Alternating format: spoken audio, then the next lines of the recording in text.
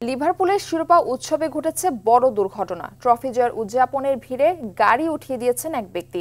এই ঘটনায় শিশুসহ ৪৭ জন আহতের খবর দিয়েছে কর্তৃপক্ষ। এদিকে এই ঘটনাকে কোনো সন্ত্রাসী হামলা বলতে নারাজ যুক্তরাজ্য পুলিশ।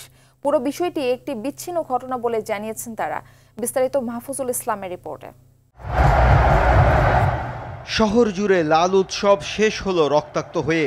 শিরোপা উৎসবের মঞ্চ বিষিয়ে উঠল হতাহতদের আর্তচিৎকারে। পুরো লিভারপুলে ছিল শোকের ছায়া। শুরুতে অবশ্য লাল রঙের উৎসবে মেতেছিল পুরো শহর। ট্রফি হাতে সালাহদের আগমনের পথে ভক্তদের উল্লাসের প্রতিধ্বনি। উৎসবের অংশ হতে সব বয়সী মানুষ নেমে এসেছিলেন রাজপথে। ট্রফি হাতে সালাহ, ভ্যান ডাইক, আলিসনদের এক নজর দেখতে মুষলধারে বৃষ্টির মধ্যেও হাজার হাজার লিভারপুল সমর্থক রাস্তায় জড়ো হয়েছিলেন। আর্নে স্লটের দলকে বহন করা ছাদখোলা বাস শহরের ওয়াটার স্ট্রিটের পাশ দিয়ে যাওয়ার কয়েক মিনিট আগে কালো রঙের একটি গাড়ি সমর্থকদের সজোরে ধাক্কা দিতে দিতে দ্রুত বেগে চলতে থাকে।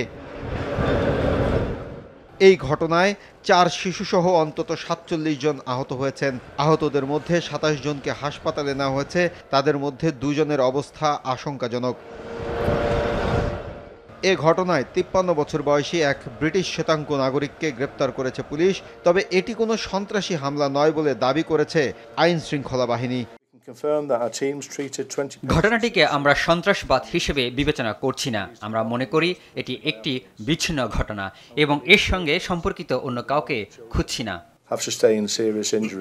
এদিকে এমন ঘটনায় আহতদের জন্য সমবেদনা ও প্রার্থনা করে সামাজিক যোগাযোগ মাধ্যমে সবার পাশে থাকার ঘোষণা দিয়েছে সমর্থকরা।